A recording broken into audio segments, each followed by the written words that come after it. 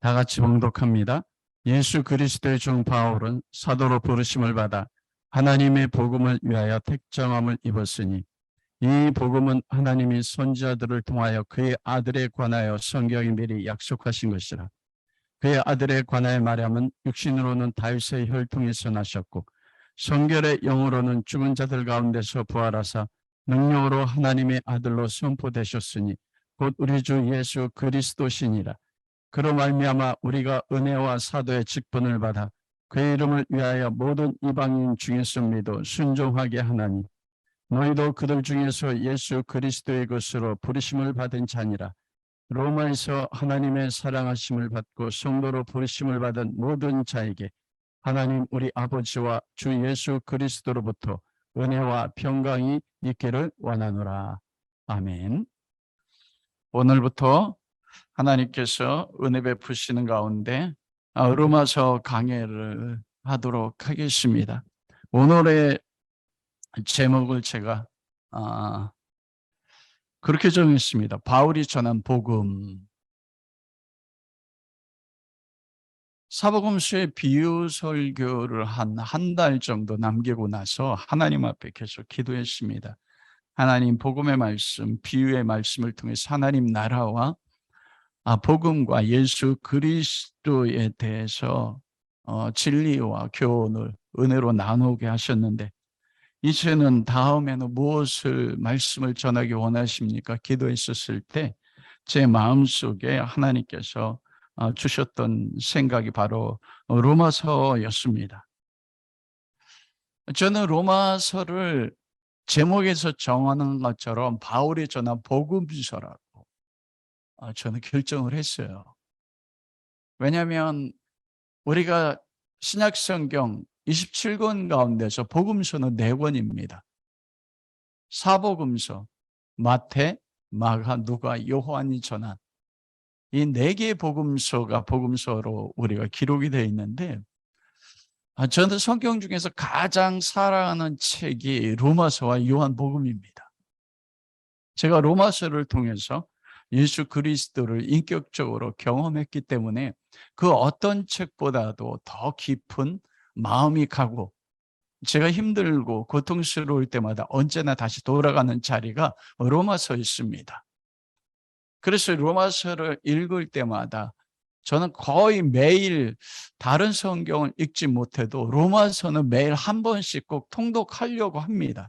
그걸 지키는 것은 쉽지 않지만 그때마다 경험되어지는 건 뭐냐면 사도 바울이 자기가 만난 예수 그리스도에 대해서 전하는 것을 저는 항상 로마서를 통해서 보게 되는 것입니다. 그래서 저는 로마서를 다른 말로 마태가 전한 복음, 마가가 전한 복음, 누가가 전한 복음서처럼 사도 요한이 전한 복음인 것처럼 사도 바울이 전하는 복음이다. 이렇게 저는 로마서를 제목으로 정하는 것입니다. 이 로마서를 시작하면서 저는 마음에 몇 가지 소원을 가졌습니다. 그것은 뭐냐면 이 로마서 말씀을 전하는 게 설교가 아니라 예배라는 것이에요. 이 말씀을 전함을 통해서 예배에는 요소가 3가지가 있는데 찬양과 기도와 말씀입니다. 비록 사람이지만 하나님이 찬양과 기도를 받으심을 통해서 말씀을 통해서 하나님의 음성을 듣고 그 하나님이 말씀하시는 음성 가운데 우리가 영혼으로 헌신하고 결단으로 나아가는 단순하게 설교가 아니라 이 말씀을 강의하는 것 자체가 하나님 앞에 드려지는 예배가 되기를 원하는 마음의 소원을 가지고 있습니다. 두 번째로는 바로 로마서의 주제인 복음, 하나님의 아들인 예수 그리스도의 복음이 다시 한번 이 세상에서 저뿐만 아니라 우리 모든 성도님들이 로마서 말씀을 통해서 복음 대신 예수 그리스도를 다시 만나는 것이요. 그래서 이 세상 그 어떤 것보다도 복음이라는 것이 유앙겔리온, 기쁜 소식 아닙니까?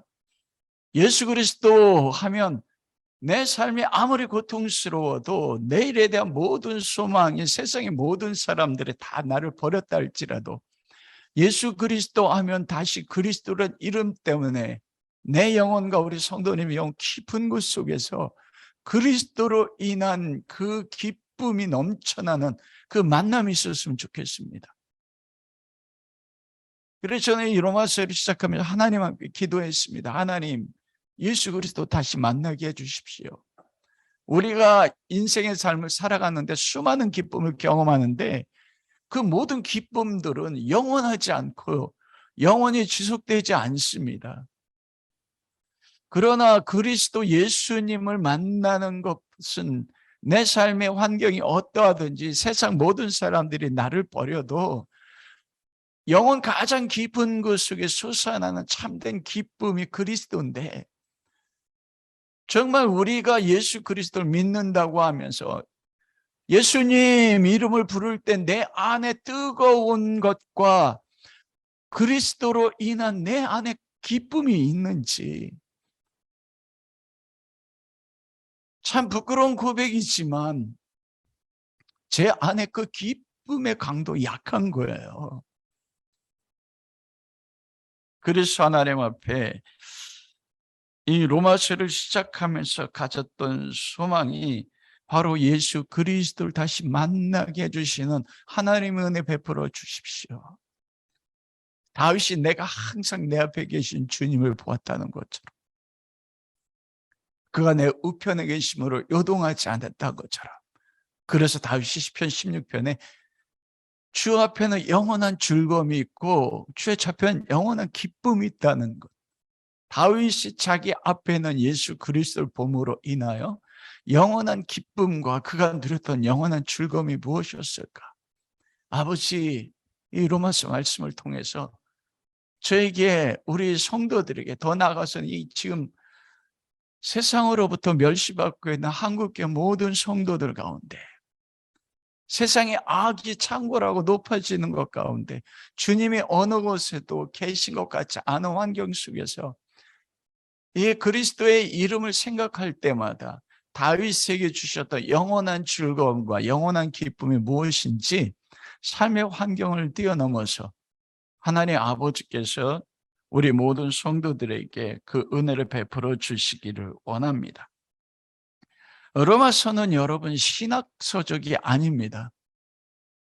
여러분과 같은 그리스도의 십자가의 사랑을 경험한 한 사람, 그리고 한 목회자가 복음으로써 로마에 있는 그리스도인들 도와서 그들이 고통 가운데 그리고 고난 가운데 있는 그들을 견고케 하고 믿음으로 세워서 분열 가운데 있는 그들을 하나로 세워주고 싶어서 쓴 복음서인 것입니다. 참 인상적인 건 무엇이냐면 로마서 1장에 파울로스, 헬라어로 보면 그렇게 시작돼요. 그러면서 그리스도의 종 둘로스 이렇게 시작됩니다. 그리스도, 예수 그리스도의 종 바울은, 여러분 여기 종이란 걸 써본 저기 집사가 아니에요. 슬레이브, 노예입니다. 로마 시대 때 노예는 천민 중에 천민이었습니다. 주인이 마음대로 죽일 수 있었고 사람 취급하지 않았고 집에는 물건 취급했어요. 마음대로 사고팔 수 있는 존재였습니다. 근데 사도 바울이 로마서를 시작하면서 그 안에 그리스도에 대해, 예수님에 대한 어떠한 마음이 있기에 그가 나는 그리스도의 종입니다, 그걸 그렇게 강조하고 싶었는지, 그걸 로마서를 통해서 그 이유가 무엇인지 우리가 배웠으면 좋을 것 같습니다. 그래, 로마서를 할 때 성령께서 바울을 통해서 바울이 그리스도에 대해 가졌던 그 사랑의 깊음, 자기를 그리스도의 종이라고 자랑할 수 있는, 부끄러워하지 않는 바울의 그 마음, 그것이 무엇이었는지 로마서 말씀을 통해서 성령 하나님께서 깨닫게 할 수 있기를 은혜를 구합니다. 로마서 강의를 시작하면서 먼저 서론으로 몇 가지 우리가 생각해야 될 부분으로 한번 생각해 보도록 하겠습니다. 신약 성경의 복음서와 사도행전 다음에 첫 번째 서신이 바로 로마서입니다. 서신이란 뭐냐면 편지거든요. 로마서도 바울이 고린도에서 베베라는 갱그리아 여자 집사님 리더를 통해서 로마 교회에 보낸 편지거든요. 서신. 신약 성경의 모든 서신의 첫 번째 오는 서신입니다. 그러면 우리가 그런 질문을 해야 됩니다. 어째서 하나님께서는 로마서를 많은 서신 중에서 첫 번째로 등장시켰는가? 여러분, 이 로마서는 그럼 바울이 처음 쓴 서신이냐? 그렇지 않습니다. 바울이 쓴 서신이 있고 베드로가 사도 요한이 쓴 서신이 있거든요. 사도행전 다음에 모든 서신은 요한계시록 빼놓고는 다 편지입니다. 요한계시록도 서신, 편지와 같은데 그 묵시문 서신으로 따로 구별을 해요. 바울이 가장 먼저 쓴 서신 중에 가장 먼저 쓴 서신은 데살로니가 전서라고 말씀하시는 신학자와 목회자들도 있고 갈라디아서라고 하는 가르침, 두 가지의 가르침이 있습니다. 어느 것도 괜찮습니다. 그것은 교회가 예수 그리스도 승천할 때부터 이 정경 66권, 구약 그리고 신약 39권과 27권 정경으로 칼타고 회의에서 정해지기 전까지 교회가 그 많은 핍박 가운데서 300년 이상의 로마의 황제들의 핍박 가운데서 교회가 진리 가운데 세워졌던 것 속에서 가장 중요했고 첫 번째로 교회를 견고했던 서신이 바로 로마서라고 인정한 것입니다. 그만큼 로마서는 기독교 역사, 신교, 즉 신약 시대의 교회 역사 2000년 가운데서 교회가 수많은 위기를 봉착했고 교회가 무너지는 그런 환경 가운데서 교회를 교회되게 세웠던 최고의 진리, 그 터가 됐던 생명의 말씀이 기반됐던 것이 바로 로마서입니다. 여러분, 그래서 신약 성경의 구조가 예수 그리스도에 대해서 구체적으로 네 사람을 통해서 증거됐던 사복음서와 복음의 말씀을 받아서 예루살렘으로부터 시작됐던 예루살렘 교회로부터 유대 교회, 그리고 사마리아 지방에 복음이 전파되고 안디옥 지방과 갈라디아 지방까지 아시아와 유럽과 로마에까지 복음이 증거되고 교회가 세워진 것입니다. 그렇게 복음이 로마까지 형성되고 교회가 확산될 때 교회는 언제나 그 교회를 세울 기초적인 진리가 필요했었거든요. 교회를 과연 어떤 진리 가운데 세워야 될 것인가? 예수님께서도 그래서 내가 이 반석 위에 내 교회를 세우리니, 베드로의 주는 그리스도시여 살아계신 하나님의 아들입니다. 그 고백을 들으시고 이 반석 위에 내 교회를 세운다고, 바로 반석인 것입니다. 교회를 어떤 반석, 어떤 진리 위에 세워져야 되나, 그게 가장 중요한 거예요. 그런데 이 시대도 동일합니다. 교회의 정체성이 뭔가예요? 세상은 창궐해지고 악은 높아지는데 교회는 점점 세상 가운데서 연약해지고 성도들이 세상에 영향력을 미치는 것들이 줄어드는 이 위기 시대 때 교회를 어떤 진리 위에, 어떤 반석 위에 다시 세워야 되는가? 이건 교회 상사가 걸려져 있는 문제라는 것입니다. 그래서 사도 바울이 고린도 편지에서 이 닦아둔 것 외에 능히 다른 터를 닦아둘 자가 없나니 이 터는 곧 예수 그리스도다.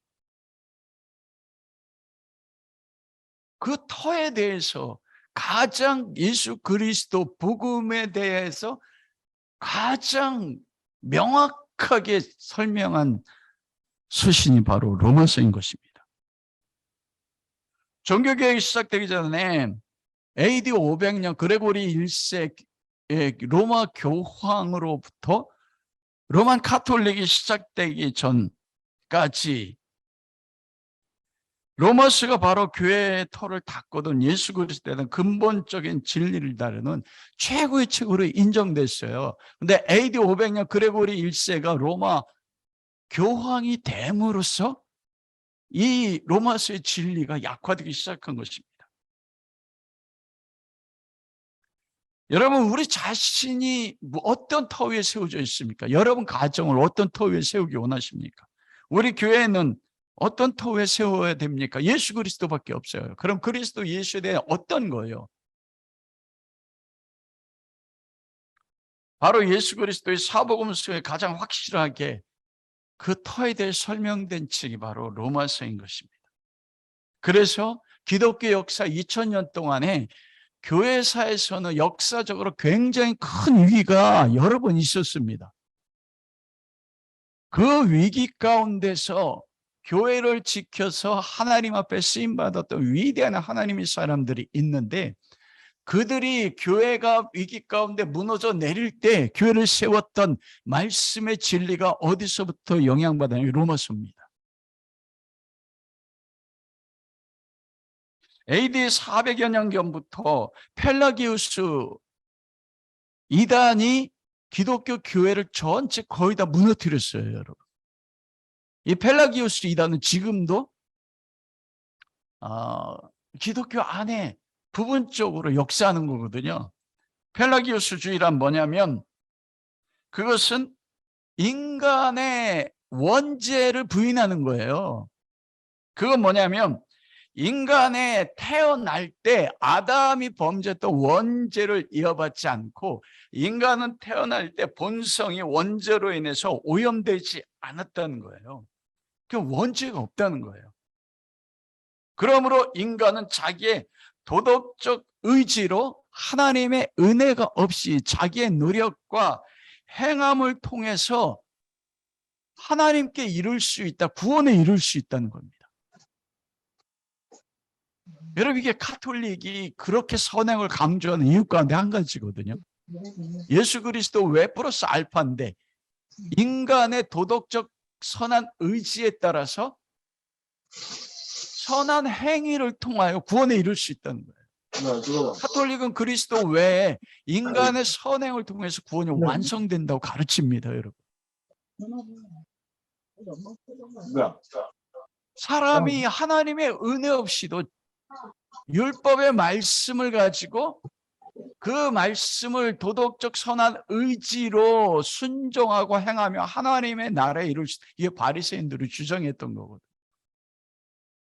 그러므로 여러분, 이게 문제가 되면 예수 그리스도 십자가의 죽음을 통한 죄 대속이 필요가 없습니다. 예수님의 십자가의 죽으심이 필요가 없어요. 와, 내가 예비하고 경건의 훈련을 하고 그 산상순이나 율법의 말씀에 따라서 도덕적 선한 의지로 행하면 그러면 구원에 이룰 수 있다. 그런데 우리 내면 속에 이게 있지 않습니까, 여러분?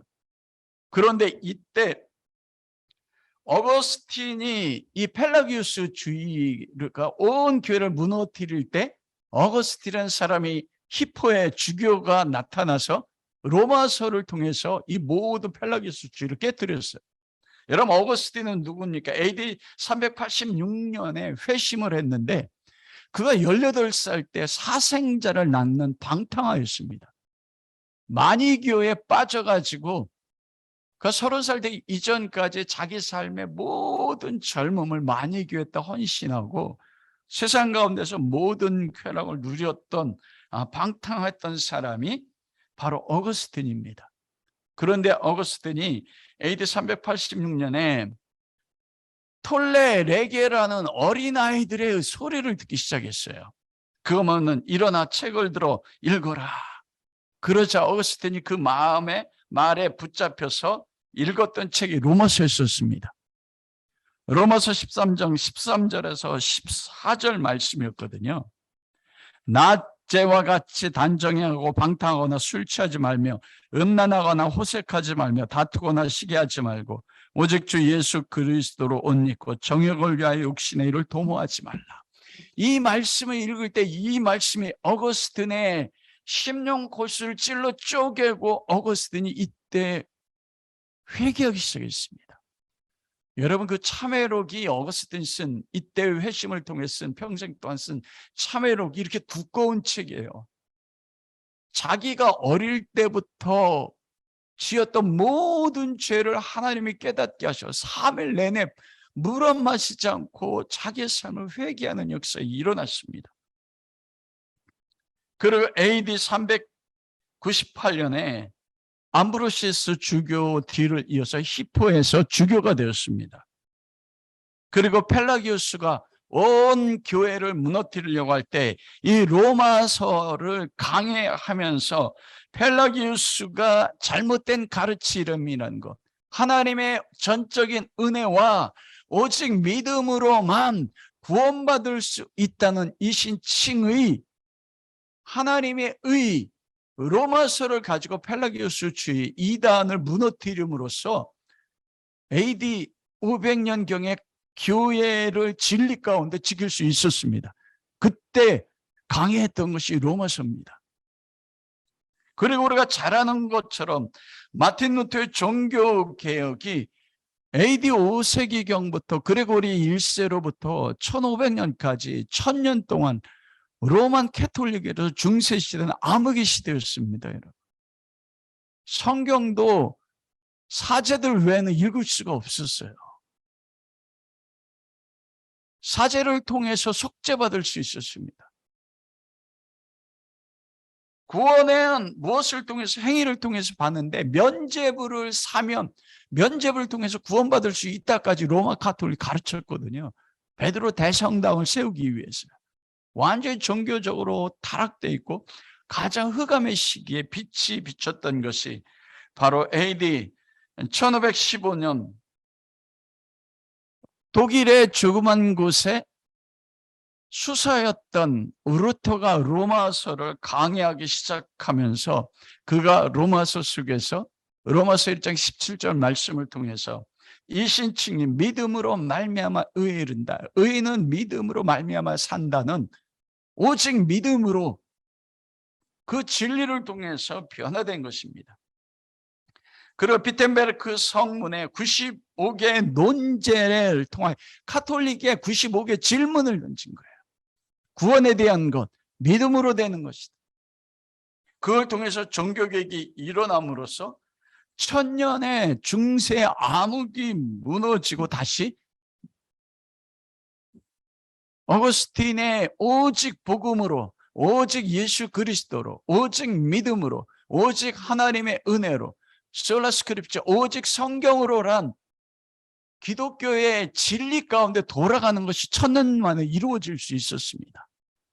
그리고 신교가 시작됐던 가장 큰 동기가 1738년 5월 24일 런던 알더스게이트가의 존 웨슬레의 회심 사건입니다. 여러분, 이때 프랑스 대혁명이 일어나서 프랑스는 피 흘림을 통해 수만인 생명이 죽고 나서 자유의 혁명이 일어날 수 있었거든요.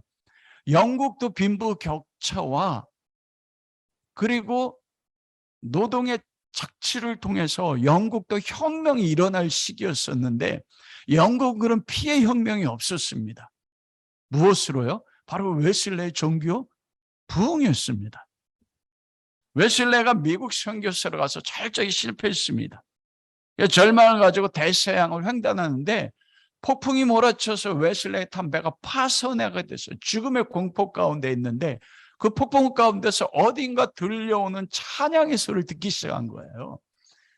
와, 어떻게 나는 선교사인데 이 폭풍 속에 죽음의 두려움 가운데 사로잡혀 있는데 저들은 이 폭풍 가운데서 어떻게 저렇게 찬양할 수 있는가? 그 찬양의 소리를 찾아갔을 때 모라변 교도들이 조그만 사람들이 모여서 예배하고 찬양하는데 그들은 평강 가운데 찬양하는 걸 발견한 거예요.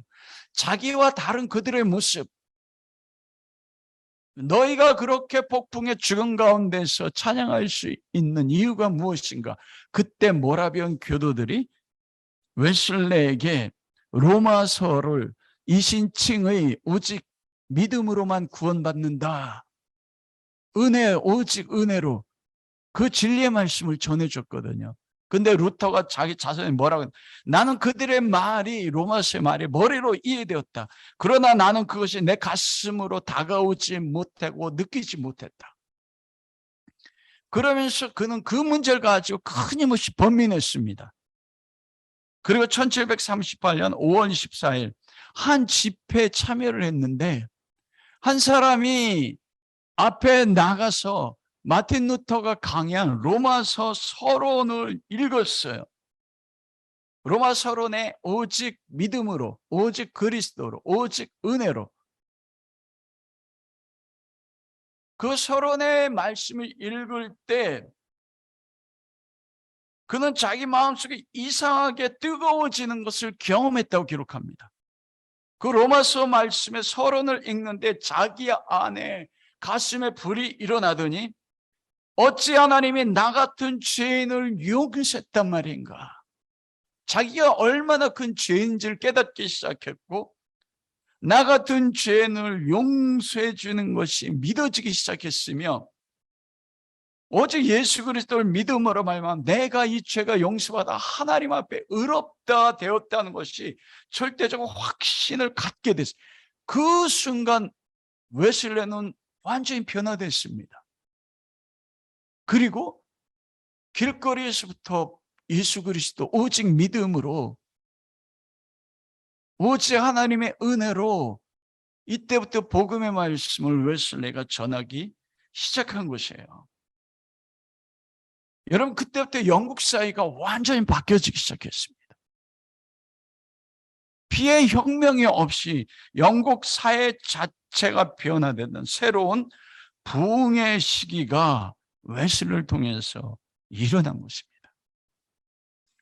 여러분, 제가 왜 이 말씀을 드릴까요? 저는 무엇을 여러분에게 말씀하는 걸까요? 여러분, 어거스틴은 방탕한 인간이었습니다. 만이교도 이교도였어요. 18살 때 사생자를 낳았습니다. 세상적으로는 소망이 없는 사람이었습니다. 그런데 하나님이 로마서의 말씀을 통해서 그를 변화시키고 바꾸셨습니다. 그리고 교회가 가장 위기 가운데 흔들렸을 때 이 사생자를 낳았던 방탕했던 만이교도였던 어거스틴이란 한 사람을 통해서 하나님은 교회를 지키시고 새롭게 쓰신 것입니다. 마틴 루터는 어떻습니까? 그는 로마 교회에, 독일의 보잘것없는 독일의 작은 수도사였습니다. 신부도 아니었어요.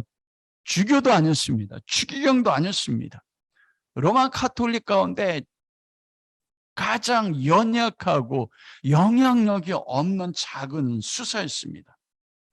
그런데 그가 자기의 번민을 로마서의 말씀 속에서 그리스도를 만남으로써 종교개혁이라는 중세를 깨뜨리시고 새로운 근대 시대를 여는 최고의 역사를 바꾸는 데 쓰임받은 사람이 바로 이 루터였습니다. 루터는 그거를 비전으로 생각하지 않았습니다. 그 종교개혁을 꿈꾸지 않았어요. 상상하지도 않았어요. 근데 하나님이 들어 쓰신 거예요. 뭐를 통해? 로마서를 통해서 만남으로 하나님 말씀을 만나니까 오직 믿음으로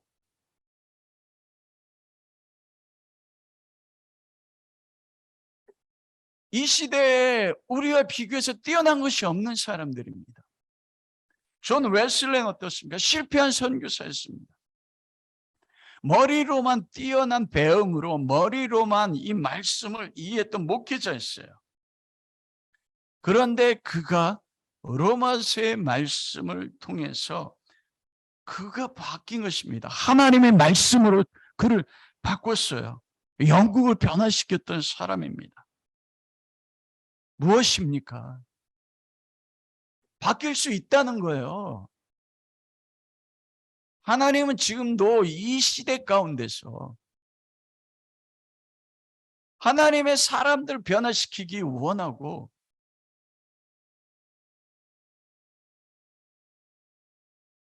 여러분의 가정을 그리고 교회를 바꾸기 원하신다는 겁니다. 그런 바꿀 수 있는 능력이 말씀 가운데 있다는 것입니다. 여러분 그 말씀을 믿으십니까? 와, 그 사람들은 위대한 역사 속에 위대한 사람들이지. 나는 그 사람들에 비하면 내가 그들보다 뛰어난 것이 무엇이 있어? 아니요. 우리가 똑같은 평범한 사람이었습니다. 아브라함이 특별히 뛰어나서 하나님이 갈대아 우르에서 그에게 나타난 게 아닌 거예요.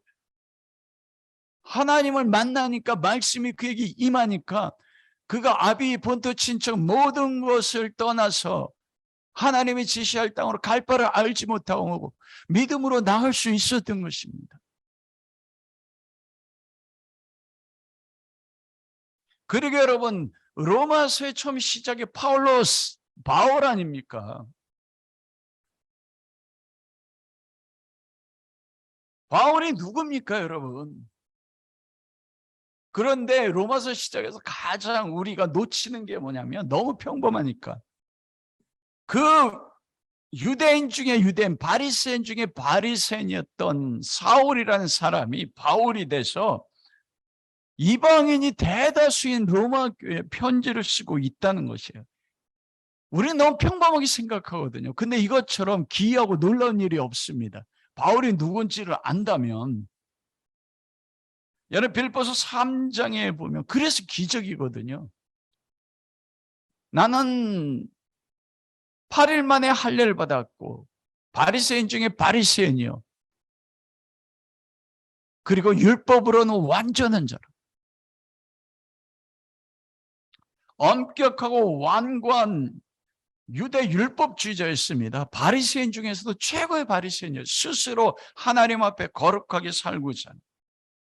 그가 얼마나 율법에 철저했으면 율법 때문에 예수 그리스도를 믿는 자기 동족인 스데반을 돌로 쳐 죽이는데 찬성표를 하고 가장 먼저 돌로 친 자가 사도 바울입니다. 그런데 그가 이방인에게 편지를 씁니다. 유대인들은요 사마리아 땅을 통행하지 않았어요. 이방인은 지옥의 땔감으로 여겼습니다. 심지어는 예수 그리스도에 대한 관련된 모든 것이 다 미워서 예루살렘에 있는 교회를 다 잔해하고 파괴하고 사람들을 감옥에 가뒀던 사람입니다. 그리고 그 열심이 얼마나 지나치냐면 대제사장에게 공문을 받아서 다메섹에서까지 가서 다메섹에 예수를 믿는 사람이 있다는 소리를 듣고 박해하기 위해서 타국에 갈 정도로 열심히 믿는 사람이었습니다. 그런데 그가 이방인에게 쓴 서신이 로마서입니다. 파울로스, 기적으로 시작되는 게 로마서예요. 절대 바뀔 수 없다고 여겼던 한 사람. 그가 어떻게 변화됐습니까? 예수 그리스도 아닙니까? 저는 우리 성도들과 만나면서 많은 분들과 만나면서 평생 동안 예수 그리스도를 믿었는데 그 믿음의 결과가 지금의 나의 삶을 보면 지옥 같다고 여기는 사람들 너무나 많아요. 그게 마음의 소원이 죽는 거래요.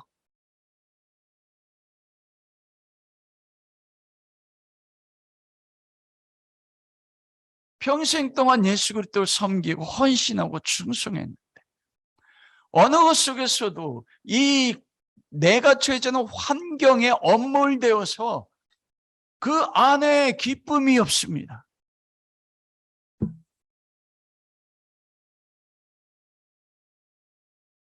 그런데 소망이 여기 있는 거예요. 바울, 예수 그리스도의 종 바울.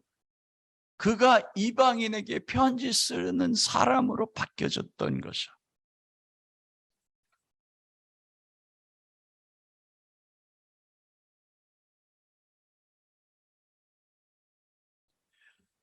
말씀을 마치도록 하겠습니다, 여러분. 우리도 사도 바울처럼 다메섹 도상 인생이라는 다메섹의 길을 갈 수 있습니다.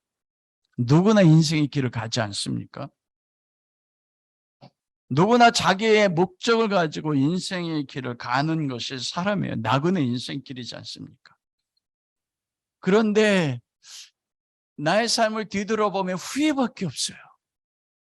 그리고 현재 시점에서 미래를 바라보면 어느 곳에도 소망이 보이지 않는 그런 환경에 처할 수도 있습니다.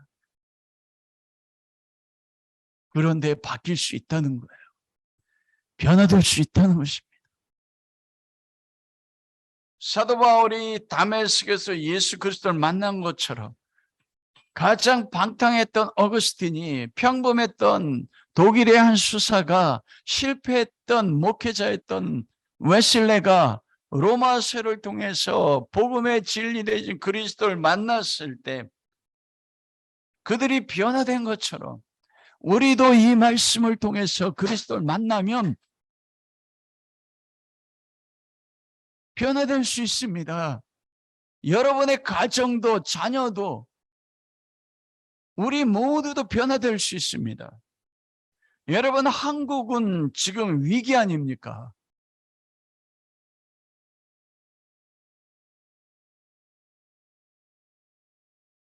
그리고 많은 믿음의 가정들이 위기 가운데 처해 있어요.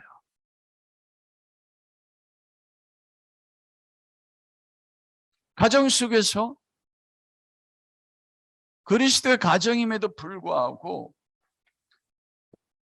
행복과 소망에 대한 기쁨이 사라진 믿음의 세대들이, 가정이 지금의 시대 아닙니까? 교회 위기 아닙니까 지금이? 오죽하면 한국을 향해서 헬조선이라고까지 이야기할까요? 우리는 얼마 전에 150명이 넘는 젊은이들이 한순간에 생명을 잃는 고통을 경험했어요. 여러분, 어디에 소망이 있습니까? 앞으로 2, 3년 후에는 더 경제적으로나 모든 것들이 경험할 수 없는 큰 고통이 올 수도 있다고 하는 이 시대 가운데, 여러분, AD 어거스틴이 일어났을 때도 위기의 시대였어요. 루터가 일어날 때도 암흑의 시대였습니다. 우리가 이사야서 60장 2절에 보면 흑암이 말이니 어둠이 온 세상을 덮어 캄캄하게 되리라.